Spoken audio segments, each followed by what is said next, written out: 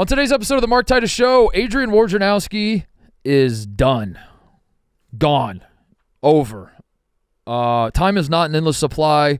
Woj, that's what his statement said. He put out a statement that his father was a factory worker. He put the number 30 at the end of it. A lot of bullshit that no one really completely understood. But the long story short is that Adrian Wojnarowski is retiring. This is massive news in my world. One, because if you've listened to this show at all and Woj's name has been in the news at all, you've heard me go on a rant about this man. Surely. I am among, I don't know if I'm number one, but I might be the number one Woj hater in basketball media. I think he, more so than any other person that covers the sport of basketball, he has been a cancer on the sport, the entire sport, more than any other person. Both in the way people treat news, him drawing a divide, him wedging a divide between college and the NBA. All of it, just the way he covered, he ruined the draft. There's a lot of reasons. If you listen to the show, you know how I feel about him. But he's retiring from the Scoops game, and I think it's a great day for that reason. The problem, though, is he is entering the college basketball world, a world that he has relentlessly shit on his entire life, or his entire career, as far as I know. Every time a topic comes up about college basketball, Adrian Wojnarowski is quick to be like, no. You kids go sit over there. No one gives a fuck about college basketball. America's an NBA country, and no one gives a damn about college basketball. Now he's stepping into college basketball, so see how that works. Why would he do this? What is a GM role? A lot of people have that response. They're like, what the hell is a GM role? I didn't know college teams had GMs. They do. GMs are a thing in college basketball, and he certainly is not the first GM in college basketball. This is a thing that's been going on for a few years now since the transfer portal. But yeah, I guess I got to talk about Woj. I've positioned myself as a Woj hater, and my fight is over now. Woj is out of the NBA media for now. We'll see. We'll see how long that actually lasts. In other news, in college basketball world, Baylor and Gonzaga are opening the season playing each other in Spokane. I'm so fired up for that. Rematch of the 21 national championship, which wasn't in the end that great of a game, even though the hype was through the roof for that one. Super fired up about that. The South is – this is catching my attention too. The NIL stuff going on with the SEC is wild right now, and a lot of it is football related, as it more often than not is, with the SEC especially. But Arkansas's AD is proposing, just like he's straight up just being like, I need 10,000 families in the state of Arkansas to give us $100 a month to fund our NIL. Just straight up asking for money in that regard. Tennessee this week, news breaks that Tennessee football is going to raise their ticket prices, and they are very openly, like a restaurant post-COVID, saying we're just tacking on fees on the end just for shits, just for like the back of the I think they did call it a back of the kitchen fee, and everyone's like, what the hell is that? And you're like, don't ask questions. We're just going to raise prices. We're going to give the money to NIL. Georgia's governor is getting a little loose with like, I'm going to sign these executive orders about college sports. It's fucking crazy, but I want to talk about that a little bit, maybe some Pac-12 realignment. Practice starts next week, though, so there's only a few more offseason shows to go, and then we're going to get ramped up. John Fanta, John Rothstein, the two big Johns in college basketball media, had boots on the ground in Piscataway, and that got the juices flowing. Because we just talked about that last week, how Blue Ribbon Yearbook, no respect for the Rutgers Scarlet Knights. The two big Johns in college basketball media are saying the exact opposite, and it got my juices flowing seeing that. So another hodgepodge show, but there's a lot to talk about. We'll do our best to hit all of it. Coming up. All right, Tate. So Woj retired.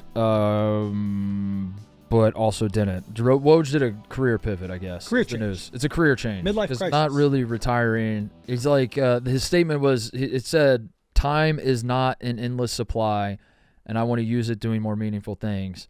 And then we then immediately find out the more meaningful things is offering $10,000 to 17-year-olds to play at St. Bonaventure, which, is his prerogative, and it's his alma mater. I'm sure he does have a fondness for the place, and it will be less work than the work he was doing. But that seems to be the news in the basketball world, is that Woj is out, and I, for one, could not be happier. I have been as anti-Scoops of a human being as there could possibly be.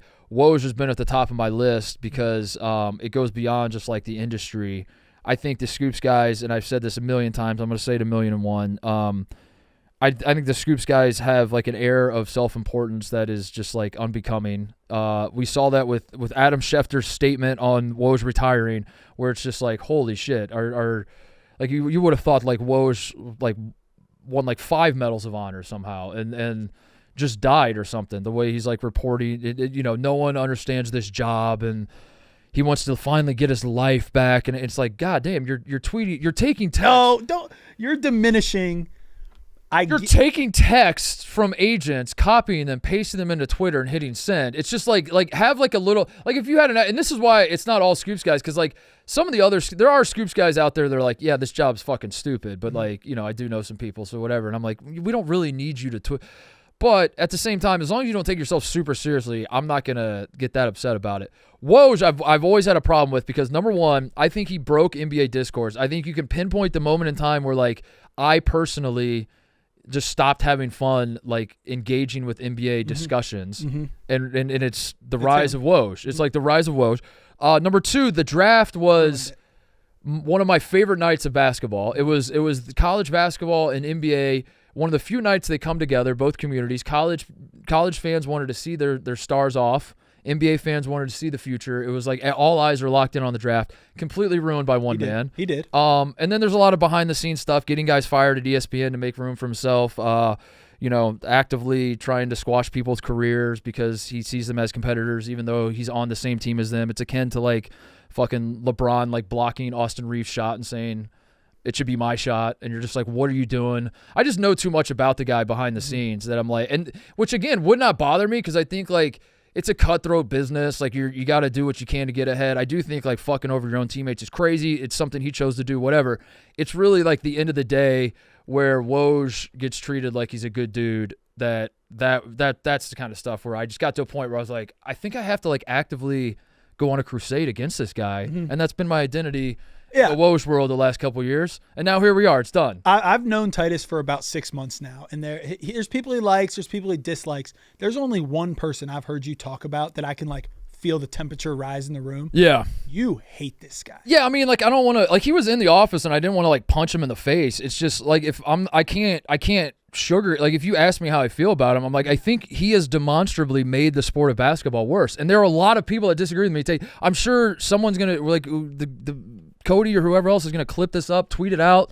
The mentions are going to be flooded with like, you're a fucking bozo. You wish if you work 10,000 years, you'll never be able to sniff Woj's jock. You're just jealous, all that sort of thing. Yeah. My question here is this though. So I get all the reasons you hate him. Was he doing his job? Or are you saying that my issue and the reason I turned the temperature up is because he was there. There are many times, and I just kind of know too much. I know too many stories behind the scenes. There are many times where he goes out of his way to fuck over other people. That again, it's not competitors. This is not him saying, "I'm gonna fuck over. I'm gonna beat Shams to a scoop." That's understandable. That's competition. It was like it's you come to me and you're like, I have a scoop, and then I'm like, you don't have a scoop. I just took that fucking scoop. You shut the fuck up. And then if you dare tweet out something without running it by me, I'm gonna beat your fucking ass. Like it's like that whole attitude rubbed me the wrong way. I think that's really important to get out. Is that you have more reasons than just like I hate that he ruined the NBA draft. The NBA draft used to be so sweet. Now it's just you can get on Twitter and see it. Right. But you're saying that there's other things that you know about Woj that have led you to get so. Which again, like I don't know if I would care so much if we treated him like he was like Michael Jordan, where it's like, listen, MJ's a dickhead. He's a fucking dickhead, but he's like a competitor. Yeah, he does what it takes to win. Yep. It's the opposite, where the Rachel Nichols, Maria Taylor thing goes down, and Woj is like, his quote was, Rachel Nichols is a bad teammate. And I'm like, bad teammate?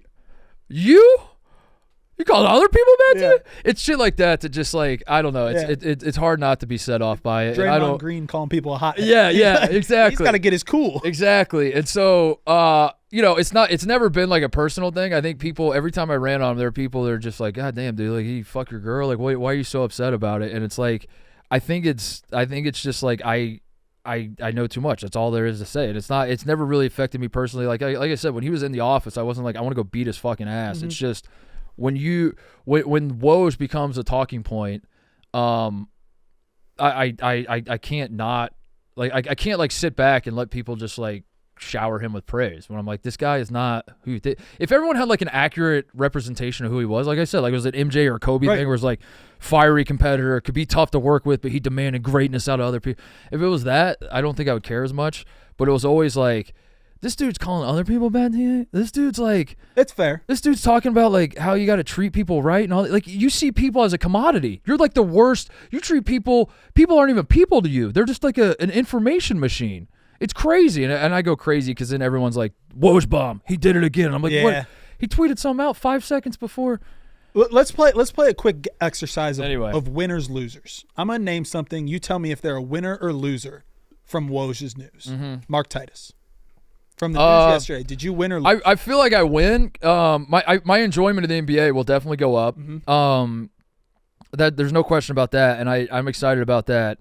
I am worried about like college. Woj hates college basketball. Now he's next topic. Is college basketball a winner or loser? I don't know. Now we have an enemy within our midst. But he's all in. But also he's it's not. He's at St. Bonaventure being the GM. Is that his dream job?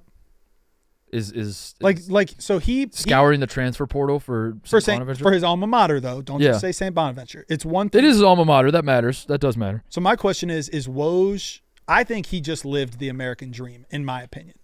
Worked his dick off. Let's not say he didn't. He worked his dick off, got to the top of his profession, made a fuck ton of money, and now is saying, okay, I don't want to put in as much hours, but I want to do something that interests me. I'm gonna go. Like as far as that goes, yeah, of course. He kind of created an industry. It's a completely unnecessary industry. And again, I'll stop. This is the point where I'll stop and acknowledge the people, because every time I do this, they're like, "Who are you to say it's an unnecessary industry? Your job is unnecessary." I don't say my job isn't unnecessary. When I quit this job, fucking everyone listening and watching, you have every right to fucking clown me if I put out a statement that's like, My parents were but humble teachers, salt of the earth people, doing a whole goddamn long thing about time being an endless. When I quit this job, I'm just gonna quit the job. I'm just gonna be like, all right, I'm old, I'm done, I'm out. See you guys. Thanks for everything. So I think that's my issue. Is like, what the fuck? What are we doing? I feel like I'm going crazy. I feel like the emperor doesn't have pants on, and I'm not the only guy. There are a lot of people that are that way, and I saw. Anytime Woj is in the news, my mentions are flooded. Yeah. People are just like, I'm on your side, whatever. But that's how it started. That's where I got like the rise was like I would witness the way people would treat Woj, and I felt like I was noticing the emperor's not wearing pants, and I'm just fucking screaming like, what are we doing, dude? What are we? Did this guy? You're letting this guy ruin the NBA? What are we doing? So you're telling me though that if you got to the very top, and we've talked to it, like this is like Gary Payton last week. He is coaching community college. If you got to the very top and had so much money that it didn't matter anymore, you would just, when it's time to step away, you'd step away, or would you go coach? No, I mean that part of it. That part of it's fine, but I do find it funny that like he's not really a college like he's very openly like not a college basketball guy. Yeah. Now he's like got to coach college or GM college basketball, which is a role. I think that's like I said at the top. That's become like a talking point in the last few days. Is well, GM, what is that? Is that even a real thing? It is a thing. Now that with NIL it is. NIL and the transfer portal, these coaches want someone on staff whose full-time job is like looking over what the roster is going to look like in the future, scouting other players to maybe get in a portal if they enter the portal, all that sort of stuff. Who do you want as your GM of your college? Like, do you want a smart guy? Like, I think Woj is going to be on top of it, numbers-wise, information-wise, or college basketball is all about getting dudes. Like, does he carry name recognition to these 18, 19-year-old I'm kids? sure he does, but is it the right kind of – is it like I want to be in that mix? Like Joe Biden carries name recognition. Exactly. That's good. Like, I mean, like just because you know a guy, does that mean you're like, I want to go – like he's cool. I think he's cool. I mess with it. Like all that sort of like. There's 17-year-olds in high school aren't making decisions. Like I would go play for Penny Hardaway, or I'd go. Right, Penny Hardaway's cool as fuck. Yeah, cool. Yeah, Coach Cal can get me to the league. Cool as fuck. Yeah. Woj is good. Woj like I don't. But it is St. Bonaventure, and it's like what really are the expectations of So do you think he's trying to move up, or is he trying to? Is this his retirement job, or is he? Are we going to look up in 4 years and see him as the GM of the Knicks? Like. I think the most likely scenario is that Woj, This is a semi-retirement role. He's going back to his alma mater. He just wants to like stay involved with basketball, do something, but he wants to do it with less stress and whatever. All the things Adam Schefter said as he was fighting back tears and recounting the tours of service that Woj had in the Scoops game. I think all that's true, but I think the most likely thing is that he realizes that he misses the Scoops game, and he'll start like just tweet. He'll start sprinkling out stuff. He's not giving his last scoop was like Isaac Okoro of the Cavs. Like like has he given his last scoop? No, there's no way. He's gonna want to feed his ego, and his ego can't be fed by offering again. Yeah, like roster $5 management grand to $5 grand to like a 17-year-old setting up recruiting weekends in New York. So young Scoops guys have to be thrilled though, right? I would imagine so. Yeah, there's gonna be like the guy in his prime just retired. Shams is the obvious winner. But also I don't know. What if Shams isn't a winner? What if he needed? They needed each other. He needed Woj to push him. Magic needed Larry. But that's why, like, not to beat a dead horse, but the difference between Shams and Woj to me is that Shams is just a fucking robot. And like, yeah, I don't love the Scoops. I don't love this industry. I'm on record as saying that. I did say on Mostly Sports, I'm putting my sword down. Now that Woj is out of the game, wow. I'm done fighting the Scoops fight. I'm gonna do my best to stick to that. I don't want this to be what I do all the time. It's just constantly bitch about the Scoops guys. Woj was different because Shams was a robot. Rothstein's a robot. There's a lot of these like robots out there. And Woj was like he just goes out of his way. Like, remember when Shams reported that JJ Redick was going to be the head coach of the Lakers? Yeah.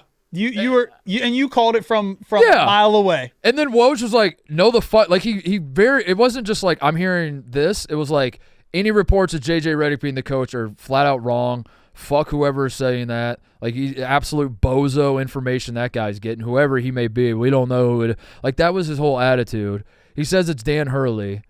It's not Dan Hurley. It's JJ Redick. JJ Redick is the actual coach of the Lakers now, and somehow Woj was the winner. Woj twisted it where like I'm the winner. Shams doesn't know what he's talking about, and I'm again screaming like, how does this happen? It's good. How does he think he won? It's good to see Titus fired up on a late summer Thursday, but also another winner of this was the Bosco Titus group chat got going again. yeah. When Titus and Bosco were talking about Dirtbag won't be able to handle the A10 Twitter at midnight. I was Bosco to be clear. But no, the fight's over for me, man. This is all I wanted because I came from a place of like just being a basketball fan, and I was like, I don't think it's good for basketball to have. I mean, there's going to be other guys. That's the problem. Is like I say I'm done with the Scoops guys, but there's going to be another guy that spoils Dylan Harper's announcement to Rutgers. Like Woj did as a reminder when Dylan Harper's like, I'm going to announce it right now, and then Woj was like, oh no, not so fast. I'm going to do it. And everyone's like, why? No one asked you to do this, Woj. Like, we had a fucking high school kid. This is the biggest moment of his life, and you have to step in for your own ego. For what, too? Like, you're already at the top of the game. Like, and then everyone if you says, don't break Dylan Harper news, you're still woke. You're still, like, what are you doing, dude? And everyone's like, he's doing his job. And I'm like, that's the whole point of why I go crazy about what this job is. You make a compelling Get this argument. job out of here. You're just like paparazzi, like, snooping in people's bushes and taking pictures of people in their house. And then they just go, did you do him in gym? And I'm like, that's the point. That's why we hate you. Your job sucks. I don't want you to do your job. I want your job to go away. Titus laid down the sword, though. As excited as I am, I do think that at some point there's going to be like a 17-year-old that's like, I'm a 5-star recruit. I have it down to 3 schools. My mother, who tragically died of cancer 2 weeks ago, asked me to publicly announce where I'm going to school and take the money from that announcement and donate it in her name to a cancer hospital. And so I will do that in exactly 1 hour from now, and then the time between the guy says that and he announces, there's going to be some Scoops guy that's like, here's where he's going. Memphis. Let's go. It's Memphis. And then I'm going to go crazy, and everyone's going to be like, why are you so mad, dude? Why are you fucking mad? He's just doing his job. So you don't, it's not necessarily you hate the person, you hate the action. Yeah. Okay. Anyway, did I cover enough? I mean, I want the draft to come back too. Hopefully that's going to help, but I do think ESPN's going to hire Shams. Yeah, and I think Shams is going to be the guy that spoils the draft. But hopefully he doesn't. Hopefully Shams. I don't know. I don't know enough about Shams's. Like, I think Shams really does approach the job as like, I am just. He really does just think I'm doing my job, and I know that's naive to say, and Shams obviously has an ego too, but Woj had always felt like so ego-driven. It felt like I'm the fucking man, and I need everybody to bow at the altar of me. Whereas Shams is like, I'm hearing this, and I'm going to report it. And I have the hardwiring in my brain doesn't understand that, like, I don't have to report everything. I don't have to, like you don't have to always, like, you know, like, I think Shams is just like, this is just robot. I have this information. Now you have it. Yeah. I have it. You have it. Woj is like, how can I step in front of the spotlight and make this about myself? So I'm hoping that Shams, if he does get hired by ESPN and he works the draft, he at least like when they talk to him, because like ESPN talked to Woj and they were like, don't do that anymore. It changed, yeah. And Woj was like, fuck you, I'm going to keep doing it. That's crazy. And yeah, and so, like, some people hear that and they're like, that's my guy, dude, to have that leverage. That's awesome. And I'm like, I mean, as a viewer of the draft, like, even if it is awesome, it's like you're ruining the draft. Like, stop doing that. So hopefully the draft comes back. The Mark Titus Show is brought to you by DraftKings. TD, Tutty, taking it to the house, in for 6. Whatever you call a touchdown, one thing is for sure. Touchdowns matter at DraftKings Sportsbook, an official sportsbook partner of the NFL, on the ground, in the air. From the special teams or defense, we don't care how they score them. We want to bet on touchdowns, and DraftKings Sportsbook is delivering. Ready to place your first bet? Try betting on something simple like picking a player to score a touchdown or how many TDs will be in a game. Go to the DraftKings Sportsbook app and make your pick. Ready to do a touchdown dance of your own? New DraftKings customers bet $5 to get $200 in bonus bets instantly. Score big with DraftKings Sportsbook, the #1 place to bet touchdowns. Download the DraftKings Sportsbook app and use code Titus. That's code Titus, Titus, for new customers to get $200 in bonus bets when you bet just $5 only on DraftKings. The crown is yours. Who's this guy, by the way? Can we talk about this? Are we talking about it? I want to talk about this yesterday. You want to talk about guys stepping up. Who is Aaron Rosenberg, who's obviously not a real person, but also what was that? You're better at the internet than I am at this point. I'm too old for it. So this guy yesterday, Aaron Rosenberg, let me pull up his Twitter too. And, you know, there's troll accounts out there. Like, you might do like Barstool Titus, but instead of Barstool, there'll only be one O. Or one of the O's is a 0. Yeah. Or something. Stuff like that. This guy, Aaron Rosenberg. Oh, no, I got terrible news. What? Oh, no. That hurts. Account has been suspended. So this Aaron Rosenberg guy, I can go back into our text, though. Yeah, walk me through the timeline of this because I'll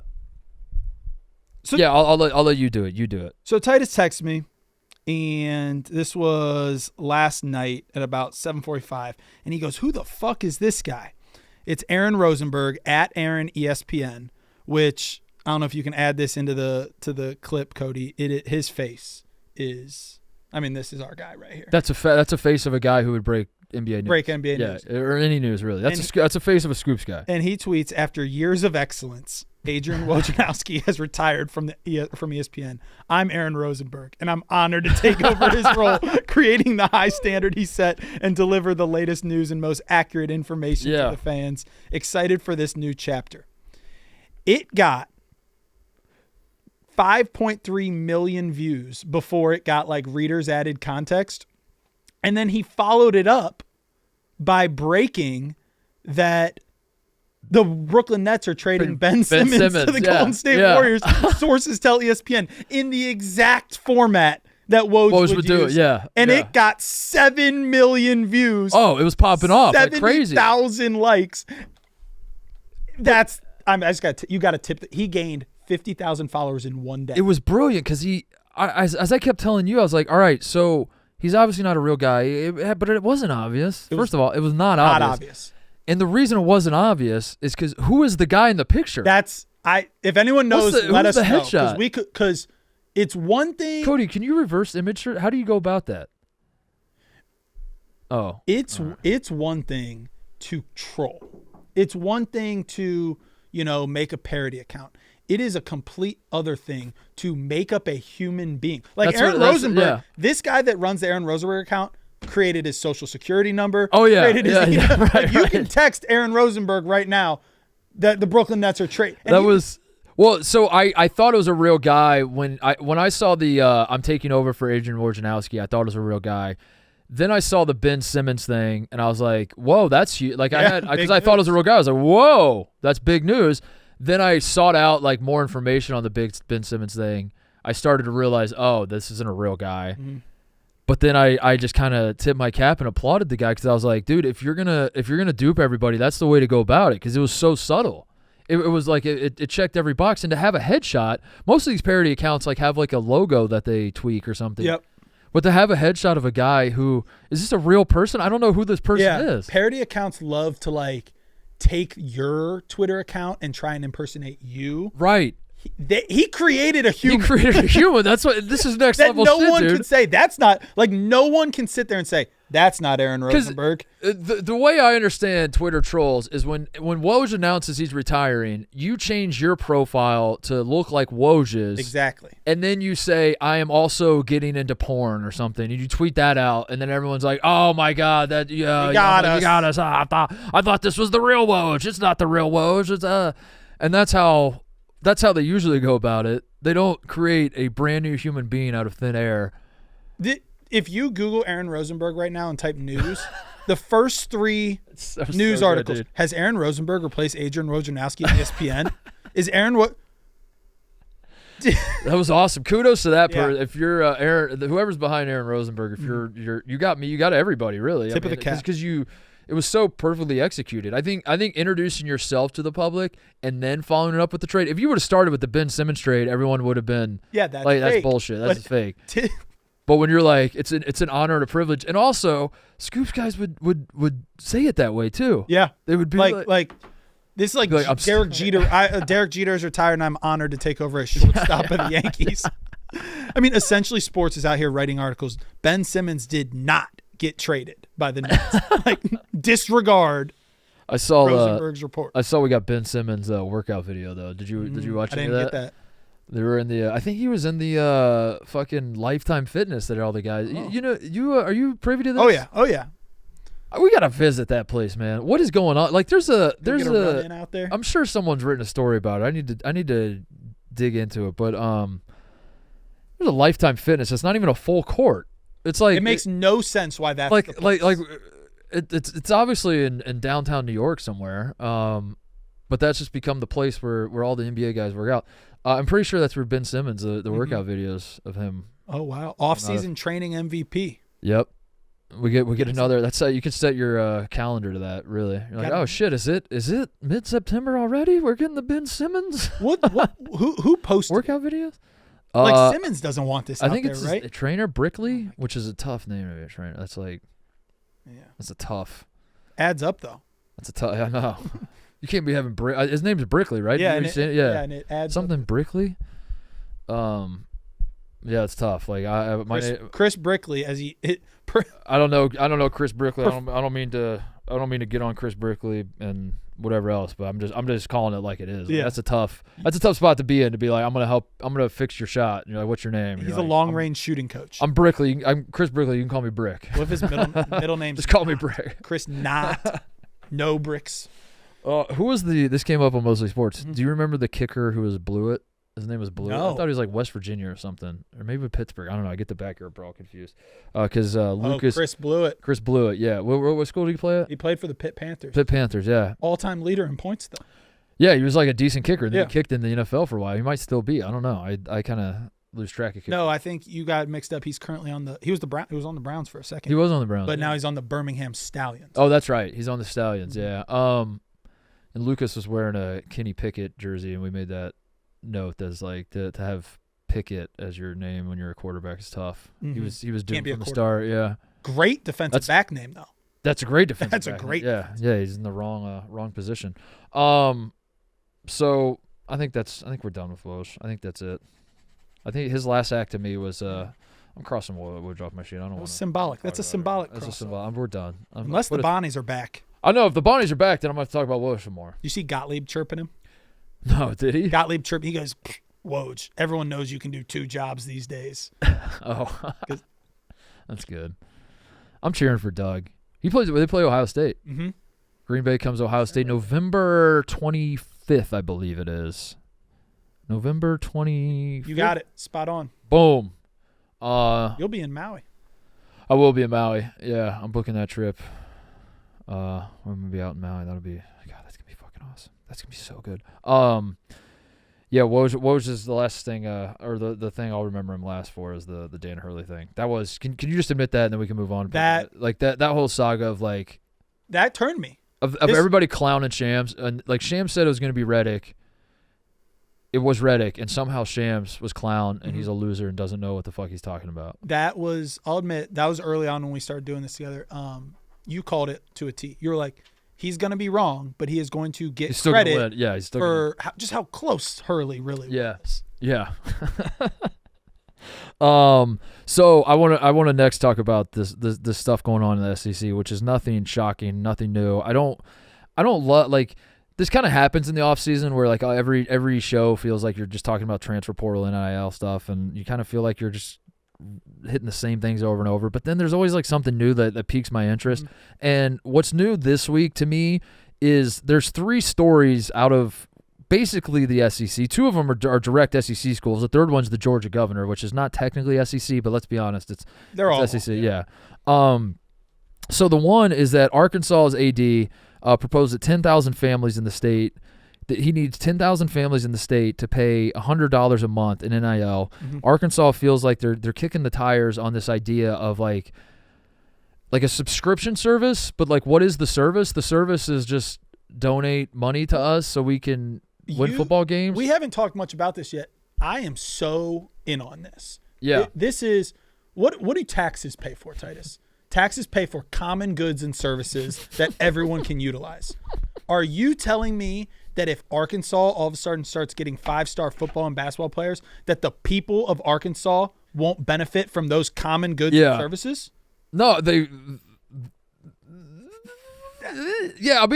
everybody in Arkansas is probably a Razorbacks fan, so yeah. Think about great. I mean, the South is the perfect lab rat to do this. Yeah, that's why I was so interested in, or like it jumped off the page at me, is that the mask is off. The curtains have been drawn wide. Like, this is, they're not trying to hide what's going on at all anymore. In fact, they're doing the opposite, and they're like as shameless as can be.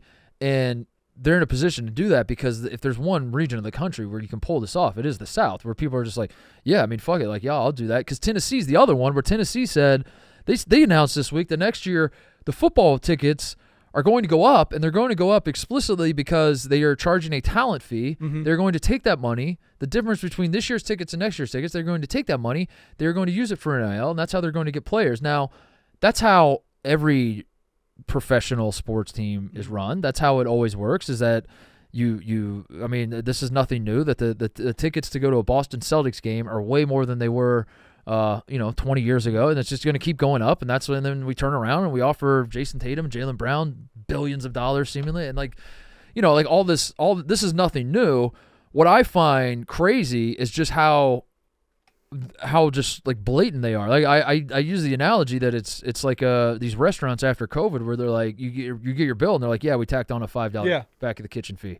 You're like, or a 5% back credit card fee or whatever, yeah. And you're like, what is that? And you're like, oh, because we want to pay people more, and it's a common complaint. Everyone's like, why not just, this rigatoni I got for $28? Why not just charge me $31? Right, exactly. Like, I would rather you do that. Don't tell me. Like, this feels kind of like weird that like I ordered it for $28 and then now I get a bill and it's like 5% fee that then there's another fee. It's like, if you just bake those fees in, I would have been fine. I wouldn't even give a fuck. And I guess that's what's so fascinating to me, is like, nothing about what they're doing is that's how every school is going to operate, is already operating. It's more that they're just openly transparent and saying just these SEC schools are just like straight up saying, we need fucking money, and we're gonna do. And we have no shame in like saying why we're doing this, how we're doing this, and who we're squeezing out to get that money. He said this is what would get the Razorbacks in the game of NIL. Let me tell you something a little math wise. 10,000 families, $100 a month. That would be $1 million a month that they can then dole out for NIL players. What's interesting is when you think of Arkansas, I mean, they have the richest boosters of any like non-Ivy League Stanford-esque school. As far as like public state schools go, Arkansas's up there. They have Walmart. Yeah. They have Tyson Chicken. Waltons are the richest family in the world, as far as I know, or at least the ones that, show up on those lists. Right. I don't know what the Saudis got going on over there, but Tyson Chicken. Yeah. The fucking Cowboys. The Cowboys. They have all three of those, and they're sitting here. The Clintons. And they're saying all we need to get involved in the NIL game is for you families in the rich southern part of the United States, Arkansas, to just put another $100 bill. Yeah. But here's the thing, Arkansas. They'll do it. They'll do it. Hell fucking yeah, dude. If that's what it takes to see the Hogs win. So you've talked about this a little bit, though, with the NIL is not – the intention behind NIL is not what is happening right now. Mm-hmm. Which is why you have to just change the intention. Like, that's why they have to get rid of it's not going to work. The system doesn't work. It sucks, but right now it's the Wild Wild West. Yeah, it's the Wild West. So they immediately have to – Who do you think should foot – like, who do you think in a perfect college sports world – foots the bill of this name, image, likeness? Because right now it's collectives are literally buying players. Right. So then you would think, is that turned on the people, the fan base, or should it just be, hey, Jerry Jones, we want to have a good football team this year. Can you donate $12 million? Well, I mean, and then the question after that is, like, who's in charge of the actual pro? Like, when you get to the boosters have had a ton of influence on these programs forever, but I think Florida State football is an interesting example. You bring in DJU to be your quarterback. You paid him a hefty amount of money. Someone wanted him, obviously. I don't know if Mike Norvell wanted. I'm sure he did. I'm sure he didn't take a guy he didn't want. But, like, you got a guy that you paid a ton of money to who seemingly sucks ass now. What are you gonna not play him? What are you gonna like? How like you have to play him, and like who's calling those shots? Who's like, no, dude, I cut a check for. How much money did he get? $500,000? $400,000? I think is the general. Got a check for $400,000 for this kid. You're going to play him. You're going to play his ass. That's my guy. I paid for him. I want him out there. I find that fascinating. Like who's actually calling the shots, and like that part is not exactly entirely new because boosters have always had an influence, and they're always whispering in coaches' ears and saying this and that. But now boosters have always donated to the program. Mm-hmm. They've always donated to like this idea of what the program is, and like that gets ambiguous, and it's like, no, Walton family, you sit down. Like we thank you for the money, but we use that to build a weight room. You're not in charge. Like you say over here, you're over here, you're over here, and it was always like you could move stuff around and be ambiguous about it. But in a world where it's like, I will cut you a check for $2 million, and you're going to go out and you're going to give me the top quarterback that's in the transfer portal. And that's my guy. And I want you to remember, Coach, as this guy, like Miami's doing it with Cam Ward right now. Got him for you. I was the one who got Cam Ward for you. That was me. So when it's week 7, and I'm saying run the fucking ball and run, like you better listen to my, like how is right. Is that? Well, and Big Cat's always. I guess you wouldn't say run the ball if you brought in the quarterback. Pass the fucking ball. See what he's got. Yeah, that's my guy. Big Cat's always joked about it, but we're literally nearing the point where. Like he said he doesn't want to donate money to Wisconsin. He wants to have a specific player that he is responsible for. Dan, you can do that now. Yeah. Like go get him a point guard, and that's Dan Katz's player of the year right there. But once Dan starts doing that, at what point is Dan like, I got a pipeline of dudes, and you're not getting my dudes unless I get more influence on what this program is, and that whole trickle down.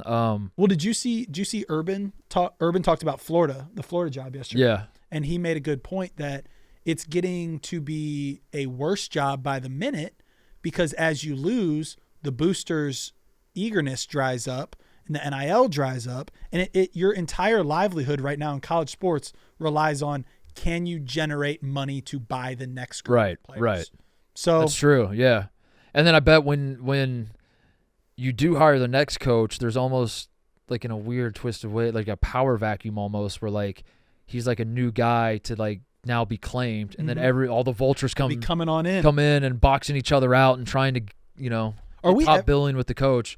Yeah, but the Arkansas and the Tennessee news was really crazy, and then Georgia. I don't know if you saw this. The Georgia's governor signed an executive order, it's all for show. It's just political posturing, but he signed an executive order that basically said the NCAA cannot enforce NIL rules in the state of Georgia, which is like. I'm pretty sure the governor of Georgia. I'm pretty sure that's the gist of what it was. It was like you don't have we'll set our own rules. We got it. We'll take it from here. Like you can't enforce your rules, which I read that. I'm like, why doesn't the governor of Ohio say that the Buckeyes can never lose in the state of Ohio? So like any game we play in Ohio, if you beat us, that's actually illegal and we're throwing you in jail. We always get 30 points to start. Like I don't think it works that way. I love it though. But the fact that you're doing this and you're just so openly brazen about how they're going about it is I don't know. It's interesting to me, and at a time when you shouldn't be surprised, and I continue to every so often just be like, damn, all right, so they're just saying it. They're just going for it, I guess. Do you think we ever get back to a world? Because I think the original intention was, Mark Titus, if your jersey's flying off the shelves at the Ohio State team shop, Mark Titus should get a cut of that pie. Right. Which is fair. Like that. Hey, Reggie Bush made USC millions of dollars and wasn't supposed to be getting any of it. Can we get back to that? Like, not 18-year-olds, hey, we're already going to give you a truck and your family's going to get a house when you get to campus, and we're also going to give you $2 million to come here. Yeah. That's where we're at right now. We can't get back. No. You can't turn the money faucet off. You can't. So that's why I continue to – I'm a broken record with it, but I continue to just say, like, it is just going to be professional sports. College football will directly compete with the NFL at some point, and because they'll have to, because it'll just like slowly the amateur model, the NCAA model will erode away, and there'll be some kid that's born in like 2061 will turn 15 years old, and he'll be in 2076. Did I do that math right? And he'll go, Daddy, I'm looking at this college football landscape. I'm looking at this NFL landscape. Explain to me the difference of the two sport of college and NFL. And the dad will go, well, I'll be goddamn. I don't know. Yeah. I don't know. There's no eligibility requirements anymore. There's no. You don't have to go to school. You don't have to go to school anymore. You don't have the same amount of money. The colleges are also like, I guess there's no draft probably in colleges, but they're just like signing free agents. The fight songs though. He's like, yeah, it's like. Let me tell you about the fight songs, son. It's like, well, I guess the NFL puts teams in big cities and the colleges are in smaller towns, I guess. I don't know. Is that it? I don't know what else. And I think the same with basketball as well, and that seems like the most extreme example to say that that'll eventually happen, but that's where I think it's headed. But, yeah, that's the news out of the SEC is they're just going for it. Other like broken record type stuff is the conference realignment, and I guess we kind of have a little bit of clarity with what the Pac-12 is thinking. Memphis and Tulane are the top targets for the Pac-12, which would make Memphis going to the Pac-12 and making an awesome basketball conference. I think Gonzaga, we talked about that last week. Gonzaga gets in the mix too. I think if they get Memphis and Tulane with the schools they already have coming from the Mountain West, I think you got to go all in on adding Gonzaga, and you tell Gonzaga, you name the terms. We need you in the. Can you bring St. Mary's too? Yeah, bring Gonzaga and St. Mary's as basketball only. Obviously, you don't mandate that they have to have football programs. Maybe you throw in a couple of the other Mountain West schools, but again, as we said last week, like if that was the plan, you feel like they would have already done that. Or maybe it was like, we know we want these four. Let's see what else is out there. We're open for business. Nothing else really. And then you just go back and you call the Mountain West when you realize that you're not getting Stanford and Cal to come back and all that sort of thing. But yeah, I mean, if Memphis goes, I think the geography part of it's weird, obviously. But I at this point, that doesn't shock me anymore. We're past that being a shock, so it's like that's actually going to be a good basketball conference, and I think that's the path to sustainability for a non. Big Ten non-SEC conference is you do have to figure out like what your niche is and why are you relevant on the college sports landscape? How are you going to get television networks to give you money? How are you going to get the rest of the schools in the Big Ten, in the SEC to give you a seat at the table? And basketball might be the path. And if that is the path, I think adding Memphis certainly helps. Tulane's not a terrible program either. So yeah, I don't know what this means for the American. That's what's crazy to me is the American won 10 years ago in 2014. The American Athletic Conference won a national championship, and not only did they win a national championship, and conferences don't win national championships. I usually hate talking like that, but to prove my point, I'm gonna be a hypocrite and say that the conference won a national championship. A school from the American Athletic Conference won a national championship. The Connecticut Huskies, right? Also that year, you might remember. Russ Smith was like, I don't know if he was first-team All-American. He was an All. Sean Kilpatrick at Cincinnati was an All-American. I remember they had, between Napier, Russ Smith, and Sean Kilpatrick, they had three dudes. I don't think they were all first-team All-Americans, but they They had like 3 of the top 6 players in the country, 7 players, wherever you want to draw the line. Point is, they had dudes on 3 different schools. They had the national champion, and it felt like the American was, it wasn't the ACC, it wasn't the Big Ten, but they got something. Like they undeniably have something, and the Big Ten still to this day is not. There's not been a school that while they were under the Big Ten umbrella won a national championship since the year 2000. So like the American winning in 2014 felt like kind of obviously it was a good thing for them, but it also felt like this is like a good starting point for like the sustainability of the conference. And now you look up and you're like, God damn, if Memphis and Tulane go, they're left with UTSA, North Texas, Tulsa, and I don't want to shit on these programs, but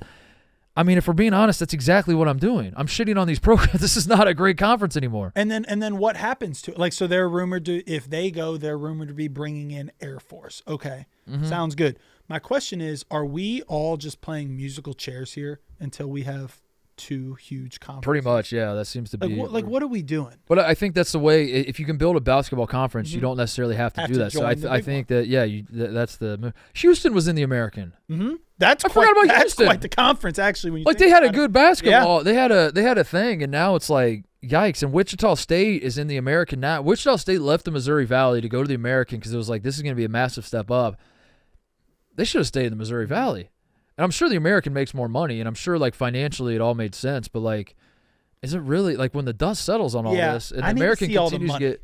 Because that conference you just described, if they were all still together, are they all in different, better spots right now? I'm assuming financially they have to be, or else they wouldn't have made it. They wouldn't have done it. But that is so much more of a competitive conference than what we're talking about. Yeah. But yeah, Memphis. The Pac-12. I look at it this way: it's when Memphis and Tulane go to join the Pac-12, does the Pac-12 have my attention in a college basketball sense? Yes. The answer is definitively yes. I will watch Gonzaga ads. You had Gonzaga St. Mary's. You very much have my attention, and I'm watching Pac-12 basketball probably more than I did a few years ago when I was trying to watch it on my refrigerator with Pac-12 Network. That was how you had to watch Pac-12 Network back in the day. Was you had to buy the right refrigerator and watch it on the screen. And I'm not kidding. That was like how Pac-12 Network. You could watch it other ways, but there was one of their promotions was like you buy a and it came with the Pac-12 Network. There's like Pac-12 Network like on the. I'm misremembering. Cody, look this up for me. Can you look this up? Look up there was something about refrigerators with the Pac-12 Network that was like one of the more insane things, and it stuck with me. This person that you can watch the Pac-12 Network on your refrigerator, and they were like, "That's the key to getting the Pac-12 networks in homes." Can't get Pac-12 Network on my regular TV, but we do have the option on our fridge. Oh man, it's so good. We talked about Rutgers last week when TJ was here, and the disrespect the Blue Ribbon Yearbook gave Rutgers, putting them 15th in the Big Ten in their preseason. Since that happened, John Rothstein and John Fanta both go to Piscataway. Rothstein does his Rothstein reactions. I want to do my own Rothstein reactions, but also that's John's thing, and I don't want to rip it off. But it looks so fun. Titus Tales. Titus Takes. Titus Takes. Talking Titus. These are the Titus Takes. I don't want to just copy his shit, but at the same time, it just looks like he's having so much fun that I just want to. Let's also be clear, Titus. He didn't invent talking in front of the camera, but he invented the cadence. I'm John Rothstein with the Rothstein reaction outside of Piscataway, New Jersey, where I just saw Ace Bailey, who I believe is Jabari Smith with ball skills. Jabari Smith, of course, you might remember, one of the more talented players that college basketball has seen in the last 10 years, and I think he's even better than him. Just the way the cadence goes, and then he signs off 20. Look at. I also love one thing I love about this is the period after Rutgers. Dude. Like Rothstein reaction, Rutgers. Rothstein's the best. Rothstein is like, he gives me hope for the Scoops guys, because I go on these crusades about the Scoops guys, and then Rothstein, I just always fall, but like I always fall back to John. I'm like, I can't hate John. Like if the time comes, I can't. So for me, it's not all Scoops guys. It can't possibly be all Scoops guys because John Rothstein is awesome and I love him. Do you notice anything? Something's going on over in Rutgers though. Yeah, I do find it interesting that both those guys went to practice this week and put out their takes, I guess. They're just their reactions from Rutgers. Pretty positive. And both were just like, holy shit, Rutgers is going to be good. Right after Blue Ribbon Yearbook, the Bible, the college basketball Bible said Rutgers is 15th in the Big Ten. It's pretty interesting. But dude, if Ace Bailey, I don't mean to mock John for that. Like John in his video, I just watched it right before we started doing the show. John said Ace Bailey is Jabari Smith with ball skills, and that was like, whoa. Yeah, I mean, I heard that was whoa. And I'm not saying that because I'm like, John, you're out of your mind. I'm saying it because I'm like, if that, I haven't seen really Ace Bailey play like that. If you're at practice and that's where you're reporting, boy, Rutgers is going to be. But that's where it doesn't add up. Is Rothstein's not in the bullshitting business? It's not like Rutgers is paying Rothstein and Fanta to come over here and rave about him. How does that add up to 15th in the conference? What do you think, Titus? Or is Rothstein being paid by Rutgers? I don't hate that. If so, but what does that? I would like to get paid. I would gladly take people's money to just say nice. Or Titus, I will gladly sell my. Is Blue Ribbon getting paid by Rutgers? Oh, to say bad shit about them. Because I don't think it helps. Well, I mean, it helps. Peichel does feel like he's that kind of coach, that he's like, I don't eat the rat poison type coach. He's like, I don't want you to say anything nice about our team. Say we're gonna suck, and then that way I can. Like all year, he can say, chip on their shoulder. Phantom might have said this. Rossi might have said this. Look what the Bible said. Yeah. Look what the Bible. Yeah. Trust the word. Yeah. Y'all ain't shit. Y'all been listening to John Fanta and John Rothstein too much. Y'all ain't shit. Look at this shit. Look what they said. But Ace Bailey, John. I saw John's video. I got so fired up because if Ace Bailey is in fact Jabari Smith, I think Jabari's NBA career has not started the way that a lot of people expected. He hasn't been bad. He's not I don't think it's fair to call him a bust, but he's not like. When you're in a draft with Paolo Banchero, and I said I wouldn't do it, Tate. I said I was done with Woj, but Woj did report that Jabari Smith was going first overall to the Magic, and then Paolo's like blossomed into one of the great young talents in the league, and Jabari's like a solid player, and there's hope and there's you see the tools, but it's like he's not as good as Paolo, obviously. Anyway, if you watch his NBA career this far, you might forget just how fucking good he was at Auburn, and how he was just like a taller Klay. Like he never missed. He was like Klay Thompson that was like 6'11". Yeah, he was 6'11", right? 6'11". I said 6'9". He's 6'11". Like the guy he was unreal. So if Ace Bailey is Jabari Smith who can dribble a basketball, because that was the one thing with Jabari, was like he's not great at pull-ups and he's not. He couldn't put the ball on the deck as well. That was something we all knew about him. But he was great defender, great shooter. And Rothstein, I think he said Ace Bailey was guarding 1 through 5. He said that in the video too. 1 through 5, every position. If we get on the Rutgers train now, are we early on the train? Are we? Is it leaving? Is it at the station yet? I think we're still early. I think this freshman class in college basketball is going to be awesome. They are going to be so good, especially after last year's class was a little disappointing. I think it's going to be a breath of fresh air for people that want like young, invigorating talent into college basketball. But I think jumping on the freshman bandwagon means jumping on Duke's bandwagon and Cooper Flagg. So if you swerve and you say I'm a Rutgers guy. Now, it's harder for us because we're Big Ten. Our alma mater is a Big Ten school, and it's like I don't want to gas up Rutgers too much. I'm not too high. Because then like Ohio State goes into Piscataway, and it's like who's he cheering for? Like or also I just don't want to fall in love with these guys, and then they beat the fuck out of my team, and I'm like, what the hell is that? But yeah, I think Rutgers is going to be good, and they're going to be a ton of fun, and I'm fired up to see Ace Bailey now. Quick break to talk about our friends at Sport Clips. Guys, it can be intimidating sometimes to get your haircut, knowing what to ask for, wondering if your stylist will be able to deliver a great haircut. There's good news. Sport Clips stylists have been specially trained in the nuances of men's hair, taking the worry out of getting a haircut. So whether you're going for a tight fade, a slick back mullet, or just think that looking like Patrick Mahomes will make you a better quarterback, Sport Clips stylists are here to do whatever you need to feel confident. I'm terrible at this. When I get a haircut, I have no idea what to say to the barber. I'm not good at describing it. Take the worry out of it. Nothing says confidence like a great haircut, and nobody does great haircuts like Sport Clips. Go to Sport Clips. They'll treat you right. It is an absolute game changer. Speaking of Cooper Flagg, by the way, John Rothstein got me very excited. Speaking of Cooper Flagg, by the way, I saw and speaking of aces, Ace Flagg. Do you know that Cooper Flagg has a twin brother? I didn't know that. See, this is something that, and this is why we do the show. We educate the people. His twin brother is named Ace Flagg. Did he hoop?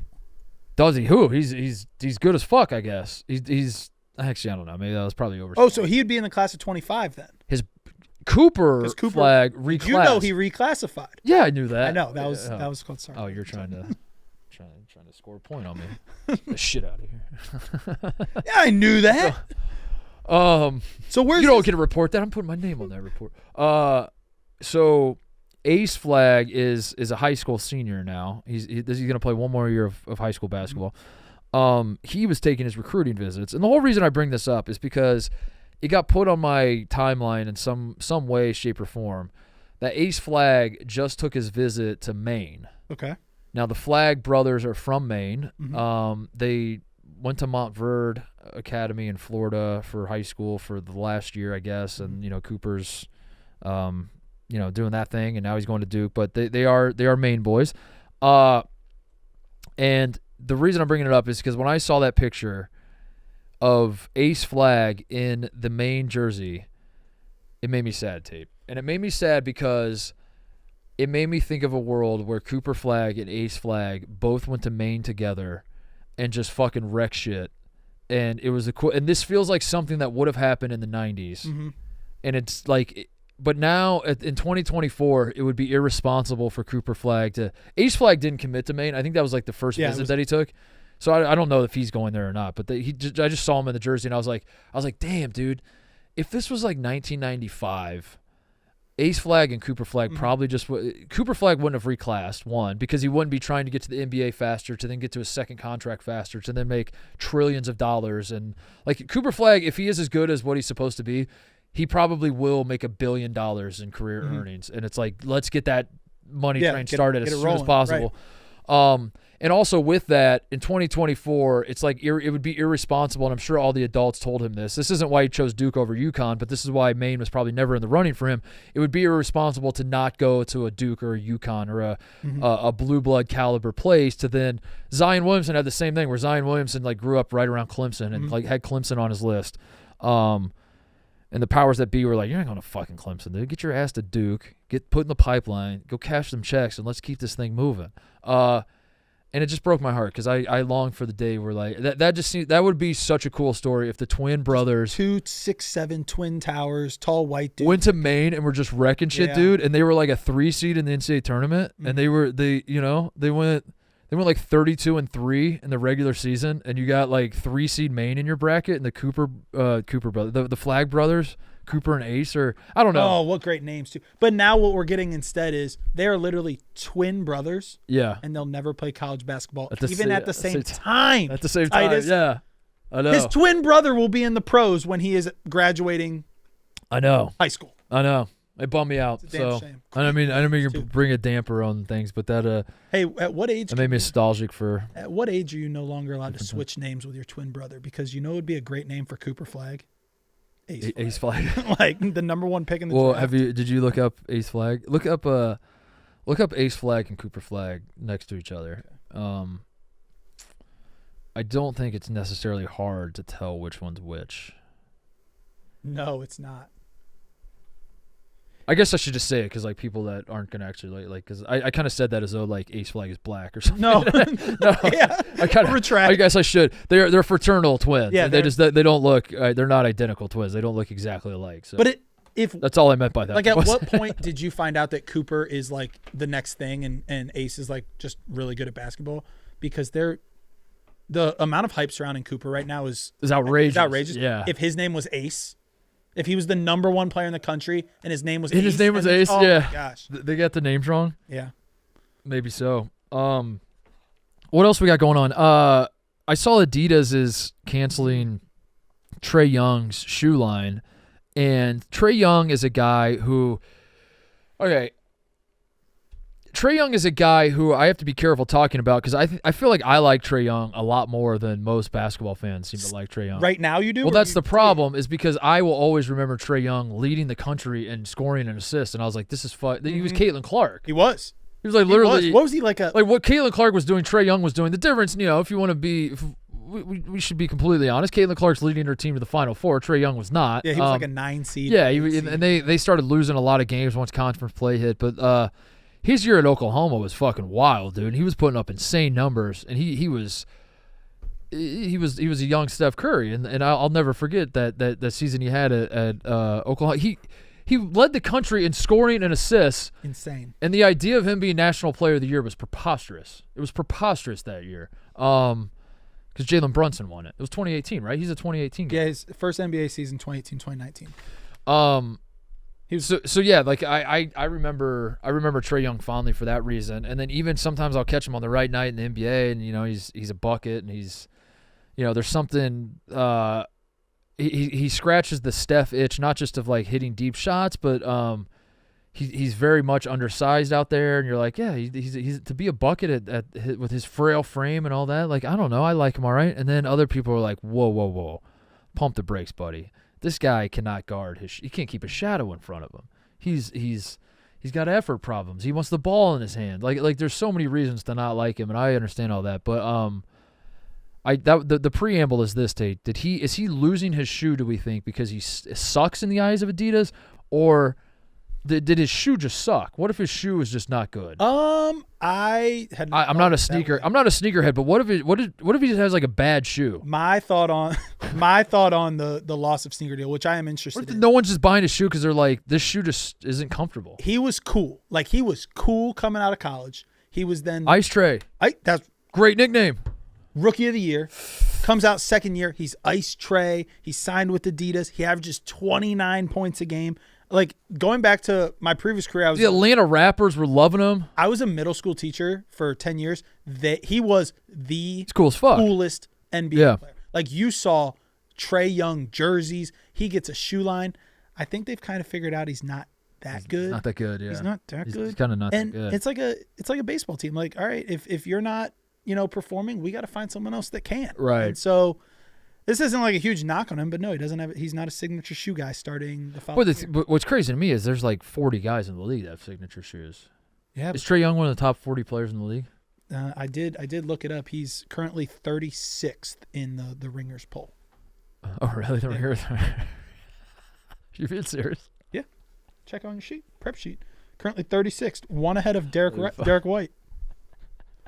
That was a little treat for you, Titus. Yeah, thank you. That feels right. He's two behind Rudy Gobert. Rudy Gobert don't have a signature shoe. Yeah. All right, maybe he doesn't deserve it. I don't know. Let me see. Let me get you a little. That's the hard part about being a college a fan of these college guys is you do like. Wait, his shoes are cool, but are they comfortable? That's the problem. I'm not saying actually these shoes. All I know is that these shoes are a hot commodity. The Ice Tray. Yeah, those look cool. Yeah, I'd buy those if I was 20 years younger.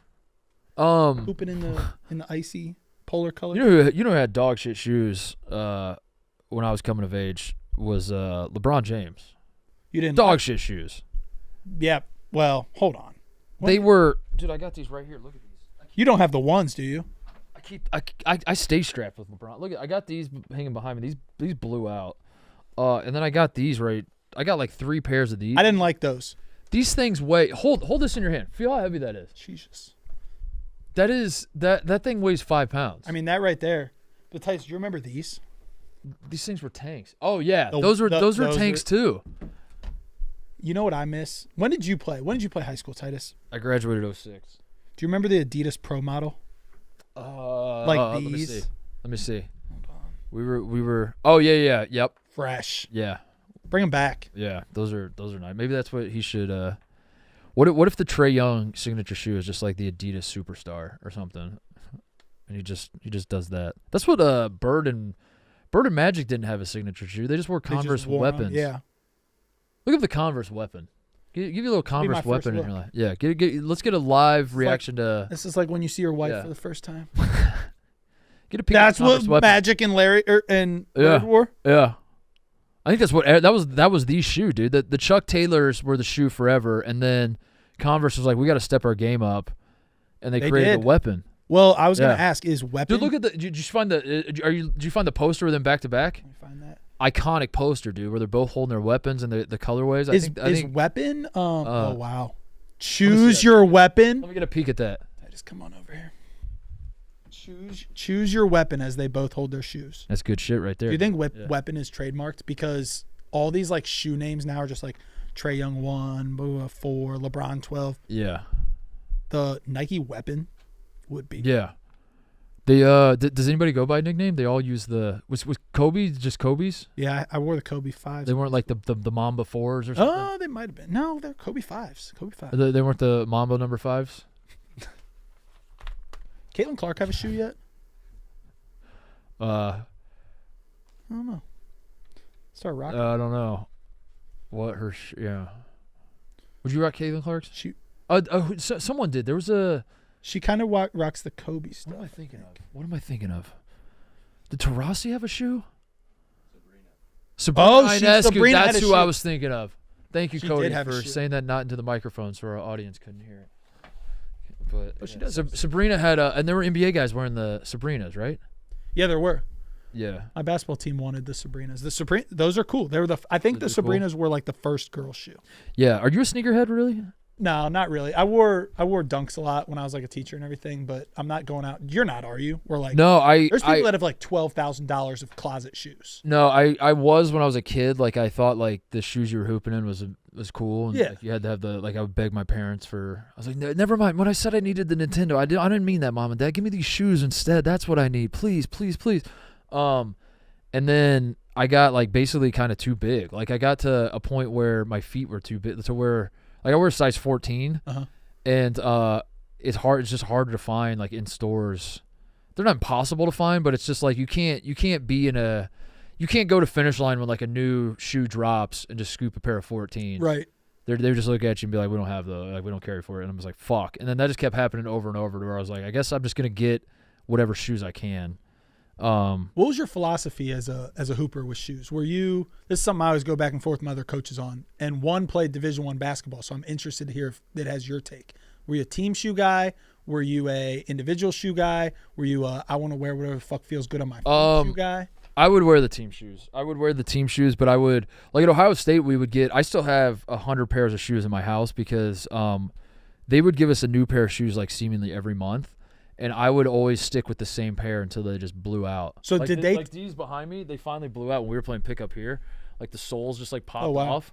I would do that in practice. Like I would just wear one pair until they blew out. So I have a bunch of like brand new LeBrons. So how does that They're work? like 15 years old, do I they guess. tell you what to wear? Do they give you a couple that you can wear? They give us a couple, yeah. So like, but in general, they're actually when we were there, it was a little more regimented. Like it would be heavily suggested. So I would practice like when we got these, say like this was for a reason, and like LeBron was trying to move like the icy whites, you know. So I think like the team all had to wear these like for a game when we were at home. We were the home whites, and then it's just like all whited out, you know. Yeah. But in practice leading up to the game, I would wear like the actual shoes that I was wearing, and then for the game because I knew I wasn't really playing, I'd just put on the whatever like, LeBron wants me to wear. I put them on even if they're not broken in. I didn't give a shit because I was like, I'm not gonna play anymore. Yeah. But yeah, shoes fascinate me. People that are sneakerheads fascinate me because I want to be like them. I just can't do it anymore. I don't know. I can't bring myself to do it. Speaking of fashion, the City Connect jerseys are out and they stink. But I did almost all of them stink. We talked about it on Mostly Sports this morning, and I shit all over all of them. But then since we did that until now, I have since learned that the Toronto Raptors one, I didn't see this at first. The Toronto Raptors one is the Raptor doing the Vince Carter between the legs dunk. Oh. Look that up. Okay. I didn't even notice that. I was shitting on them. City Connect Raptors. Yeah. Yeah, dude. Okay. That's pretty sick. Yeah. That's a pretty sick, but I don't What? I don't get the idea of City Connect though. How does that connect to the city? That's like former player connect. That's just former player. That's like franchise. Everyone give a nod to a former player. What's your thought on alternate jerseys? You know my thought on alternate jerseys. Give me the Come on. Whatever happened to the old What are we playing the hits? Titus, Woj, alternate jerseys, and NIL, your thoughts. All right. No, that has been one of my frustrations with the NBA. That's another thing that I think has aged nicely for me. I think 5 years ago I was screaming this from the mountaintops. People were like, dude, you're not cool. What are you, a boomer already? And I was like, you know what I'm going to do? I'm going to sit in the corner. I'm going to try not to bitch as much. And then somewhere along the line, I do feel like the rest of the basketball world is catching up, right? Right? I feel You like led the way. You shined the light. I feel like most people are at a point where they're like, this is getting outrageous. Yes, that is now the majority. This is getting outrageous. And I was on that shit when alternate jerseys. Now I was just about any I think there should be like a handful of nights a year where you wear alternate jerseys. That's it, and it's league wide. Otherwise, it's home white, road colors. The amount of times now keep it simple and build. So I saw someone describe it as this, that like that the current you're depriving, and I don't know how much this is important, but I do think it sort of matters. You're depriving the current generation of the future nostalgia. Is how I saw someone put it. That's I was really like, well put. Damn, that's a good point, because like nostalgia is kind of stupid in some ways. People who are obsessed with stuff like the Brandon Walker types, they're all fucking bozos in their own ways. It's like living the time you're living in. Why are you always like trying to pretend you're 15 years old again? But it works, and it's what keeps you going back. And if I was on a darkness retreat for like 10 years, I was in a fucking coma. I was. What's another scenario? A hypothetical. I didn't know what was going on in the world of basketball for 10 years. And you tell me that the Boston Celtics and the Los Angeles Lakers are going to meet in the NBA Finals this year. I'm tuning in. And you know why I'm tuning in, Tate? Is because I have this like baked in nostalgia of what that means. Mm-hmm. And I wonder, as time goes on, and all these brands have been diluted to the point you can't even recognize them. You don't even know who. You turn on your television, you don't even know who the fuck is playing. That's my point. The courts have gotten bad. The jerseys have gotten bad. You have no idea. The colors don't even make sense anymore. The Cavs City Connect is baby blue this year. Yeah, baby blue. Yes, and so I do wonder about that moving forward. Is like the 12-year-olds right now when they're 30. What are they going to be nostalgic for? And in some ways, it's like, who gives a shit about them, dude? Keep cashing those checks, selling all these jerseys. But in other ways, I'm like, is that long-term? I do think the NFL got that right. The NFL continues to get that right. When you watch the Dallas Cowboys versus the Pittsburgh Steelers, you are going to see a silver helmet with the blue star on one side. You're going to see a black helmet with the Steelers logo only on the one side. The other side is going to be completely black. And goddamn it, that's fucking football. It is. And you know, in 50 years when the Cowboys play the Steelers, that's what their helmets are going to look like.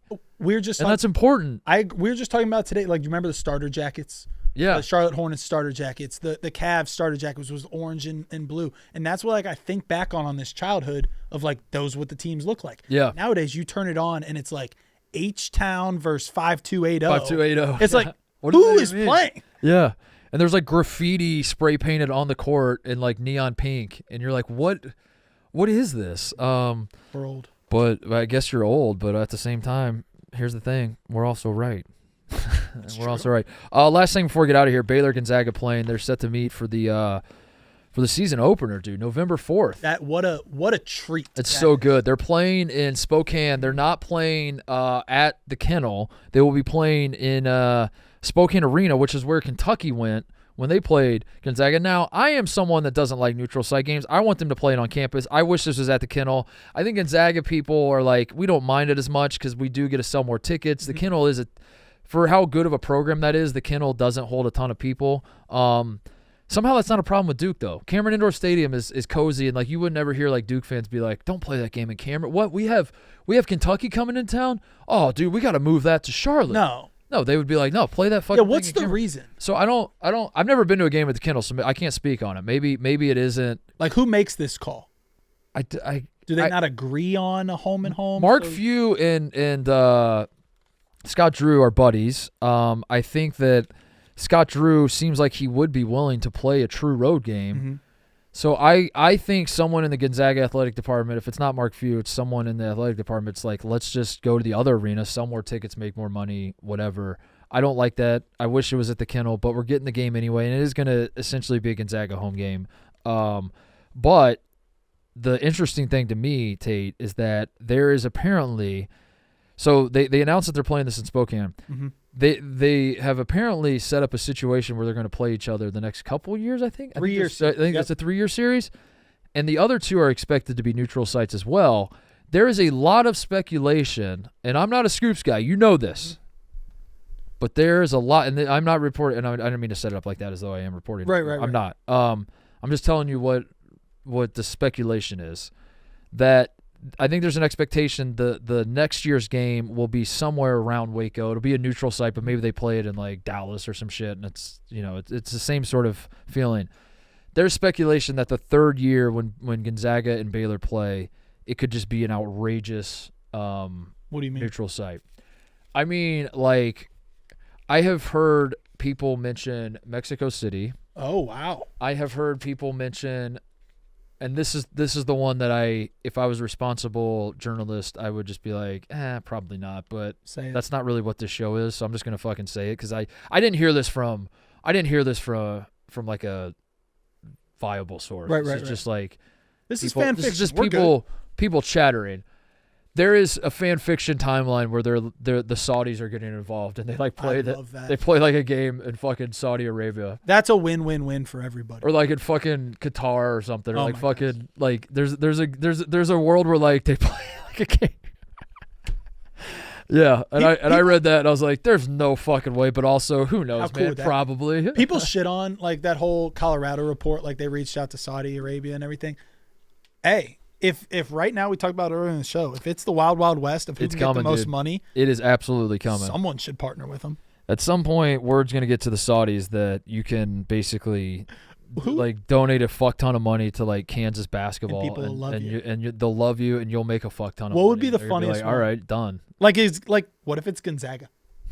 All of a sudden, Yeah. like Gonzaga's always had to like recruit out there and not be in a major conference and everything, and all of a sudden Gonzaga has the Saudi A Arabian. Jesuit school. I mean, like both of them would be funny. Baylor's a Baptist school. Yeah. Gonzaga's a Catholic school, and you just have like all these Saudis just being like, yeah, we fucking love the Baptists of Texas. The Zags. we love those Catholics in Eastern Washington. We fucking love them, dude. Can't get enough of them. November 4th, though. That's awesome. That's a way to start the season. Soon. I love this, and I love I love guys who don't schedule scared. And I want this to be commonplace, and there are a lot of guys that do it. Bill Self will play anybody, anytime, anywhere. Tom Izzo's the same way. We need more of it in college basketball. Even when we have a good amount of it, I still say we need more of it. I always want more of it. I want you got to have some cupcakes on the schedule, sure, but I love it when programs identify that this would be great for the sport. And most importantly, I love that this is a season opener because that's what the Champions Classic used to be, either a season opener for every team in it or like the second game. Mm-hmm. And they've kind of, in recent years, and by recent years, it feels like the last like 10 years, they've pushed it back a week or two to where it's still early in the season, but it's not like the immediate like hit you in the mouth. Right. College basketball is here. This is the tip-off. Yeah, this is the tip-off, November 4th. And that's awesome, and I'm really excited. Is it actually the first? It's both of their first games for sure. November 4th is like everybody's first game. I'm trying to remember if it's literally the first night or if there's like a week 0 type equivalent. And no, it's Monday. No, Monday, November 4th it's always on a Monday, right? They're not going to play. Monday, November 4th is the first day. Right. Yeah. There's 1,000 games. There's no games on the Sunday before. Right. Yeah. So that'll be the first night, and we'll get Gonzaga Baylor. That's the part that stood out to me the most. Gonzaga playing Baylor is awesome, and we should all celebrate it. Two awesome programs that are going to be good this year playing each other and stepping to the plate. But doing it at the opening night is so awesome for college basketball. I don't know why I just pointed so hard, but you know who else plays November? I looked at all the games. There's no huge games. Maine at Duke. We're 1 year away. You know how awesome that would have been? That would have been. Brother. Well, I mean, the only reason Maine's playing at Duke is because of Cooper Flag. So I guess that game wouldn't have happened unless he did go to Duke. But you know who else is playing November 4th? Who's that? Mississippi State and West Georgia, dude, and Starkville. It's a big one. That is a big one. I don't know. I just saw their schedule. I was talking to Brandon right before the show, and I was like, dude, what's West Georgia? Well, that probably is a big one for Mississippi State these days. No, they're gonna be good. BWalk's gonna become a basketball fan. B-ball Walker. Yeah, their football program is dog shit. He's gonna see the light that Mississippi State might be a basketball school now. All right, that's it. Practice starts next week. I think that's what the rule is now. Is it's 6 weeks. It used to be like mid-October, and I think it's now. I think practices start 6 weeks before your first game now, which is, I think next week. I think it's next week. 1, 2, 3, 4, 5, 6. Start of the season. Which is 6 weeks, right? Yeah, 40 days prior to the season. Monday, September 23rd, which is next week. That's the start of practice. We'll have practice fired up. And we'll get some shit to talk about. I saw Fanta. I can't believe I was talking about the Rutgers stuff. I did see Fanta put out a 15 pounds of muscle tweet about Rutgers. I forget which player, but he's like, guy added 15 pounds of muscle. Like, that gets your juices flowing. It makes me so excited, dude. I love when guys shed pure fat and add pure muscle. It shows me that they're serious about their craft. I need to do that. All right, that's the show. Thanks for watching. Thanks for listening. We'll be back next week. Practice will get underway. Hopefully we got some nuggets coming out of practice. Not Denver Nuggets, but you know what I mean. Stuff to talk about is what I'm trying to say. Congrats to Woj on a great career. We're excited to have you in college basketball, and I can't wait to see what being the GM of St. Bonaventure does for the world of college basketball. All right, goodbye, everybody.